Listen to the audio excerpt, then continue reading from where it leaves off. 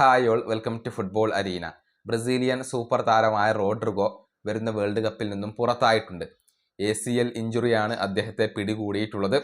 ചുരുങ്ങിയത് 6-7 മാസമെങ്കിലും അദ്ദേഹം പുറത്തിരിക്കേണ്ടി വരും എന്ന് പറയുമ്പോൾ അടുത്ത വേൾഡ് കപ്പ് അദ്ദേഹത്തിന് കളിക്കാൻ കഴിയില്ല എന്നുള്ളത് ഇപ്പോൾ സ്ഥിരീകരിക്കപ്പെട്ടിട്ടുണ്ട്. ബ്രസീലിയൻ ദേശീയ ടീമിന് തിരിച്ചടി ഏൽപ്പിക്കുന്ന ഒരു കാര്യം തന്നെയാണ് ഇവിടെ സംഭവിച്ചിട്ടുള്ളത്. നമുക്കറിയാം, കഴിഞ്ഞ 2 വർഷക്കാലമായി നെയ്മർ ജൂനിയർ ബ്രസീലിയൻ ദേശീയ ടീമിന് വേണ്ടി കളിച്ചിട്ടില്ല. അതുകൊണ്ട് തന്നെ നെയ്മറുടെ റോളിൽ അഥവാ ആ ഒരു പ്ലേ മേക്കർ റോളിൽ പലപ്പോഴും കളിച്ച താരമാണ് റോഡ്രിഗോ.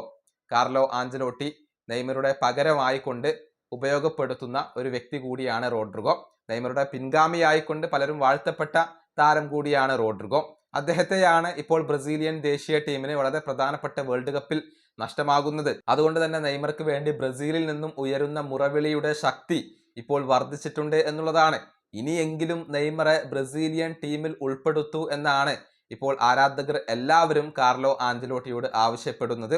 ബ്രസീലിയൻ മാധ്യമങ്ങളും ഇത്തരത്തിലുള്ള ആവശ്യങ്ങൾ ഉയർത്തുന്നുണ്ട്. ഇന്നലെ TNT സ്പോർട്സ് ഒരു പോസ്റ്റർ പങ്കുവച്ചിരുന്നു.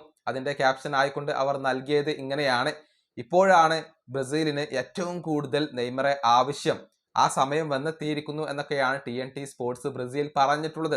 അതായത് റോഡ്രിഗോയെ നഷ്ടമായി കഴിഞ്ഞു. അത്തരത്തിലുള്ള പ്രൊഫൈലിലുള്ള താരങ്ങളെ ബ്രസീലിന് ആവശ്യമാണ്.